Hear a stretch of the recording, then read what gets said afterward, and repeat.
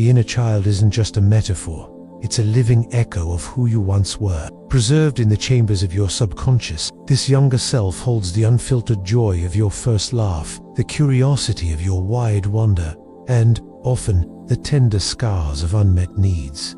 They're the part of you that felt the world deeply, before you learned to armor up or adapt to survival. When this inner child is wounded, their pain doesn't just fade with time. It festers quietly, surfacing in adulthood as patterns that feel like personal failings, but are really cries for healing. Self-doubt whispers, "I'm not capable." Fear of rejection warns, "They'll leave me too." People-pleasing pleads, "If I'm good enough, they'll stay." Perfectionism demands, "I can't fail," or "I'm nothing." These aren't random quirks. They're the inner child's old survival tools, forged in moments of vulnerability. Now, clashing with your adult desire for confidence and peace. Recognizing this is the first step to understanding that your self-worth struggles aren't your fault. They're a legacy you can transform.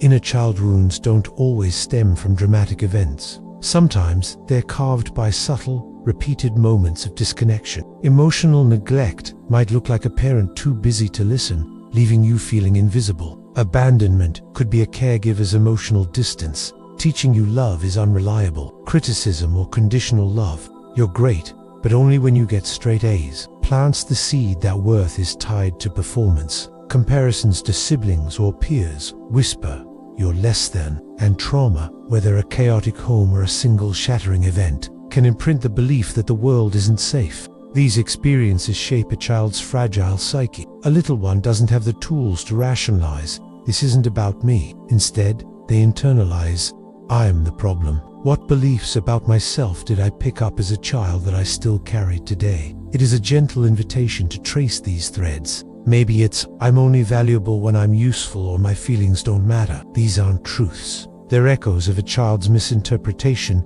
waiting to be rewritten with adult compassion. The inner child's wounds don't stay silent, they ripple into your present, often disguised as everyday struggles. That harsh inner voice calling you a failure. It might echo a parent's criticism you once absorbed. Difficulty accepting a compliment. They don't really mean it. It could reflect a childhood where praise was scarce or conditional. Overachievement might feel like ambition, but it's often the inner child scrambling to prove their worth. Avoiding vulnerability, that's the little one who learned emotions were unsafe to share. And those familiar, painful relationship patterns like chasing unavailable partners might mirror the dynamics you grew up with.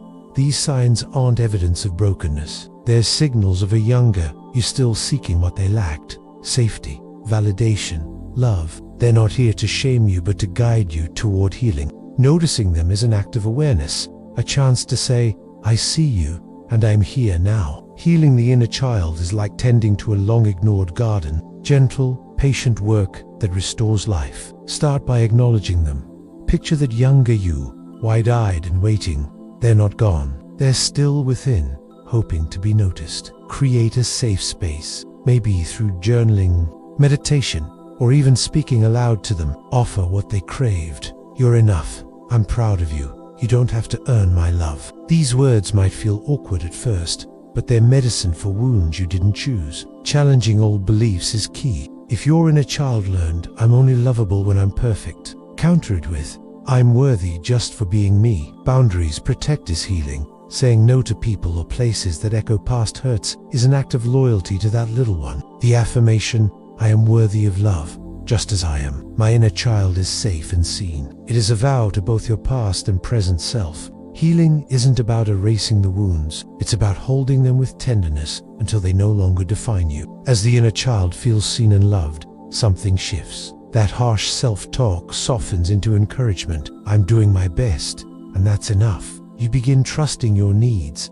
no longer dismissing them as selfish. Boundaries become natural, not guilt. You protect your peace because you know you deserve it. Authenticity feels safe. Your quirks, your voice, your truth no longer need to hide. And relationships, they start reflecting this inner shift, drawing in those who honor your worth rather than exploit your wounds. This is self-worth in action, not a trophy earned through perfection, but a quiet, knowing reclaimed through love. It's the inner child stepping into the light, no longer afraid, trusting you to lead. It's you, whole and unapologetic, living from a place of inherent value. The journey to self-worth isn't about becoming someone new. It's about returning to who you always were beneath the wounds. Your inner child isn't a burden. They're a guide, holding the map to your healing. By nurturing them, you build a foundation that no external validation can shake. You are enough, not because of what you do, but because of who you are.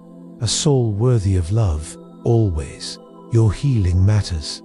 Your worth is infinite. And your inner child is ready to feel whole again. It is a powerful call to action. It's an invitation to rewrite the story, to let that younger self rest in the safety of your care. How might you honor your own inner child today? Maybe it's a kind word, a moment of play, or simply whispering, "I've got you now." If this video resonated, share one way you're healing your inner child in the comments. Don't forget to like, subscribe, and connect with our heart-centered community.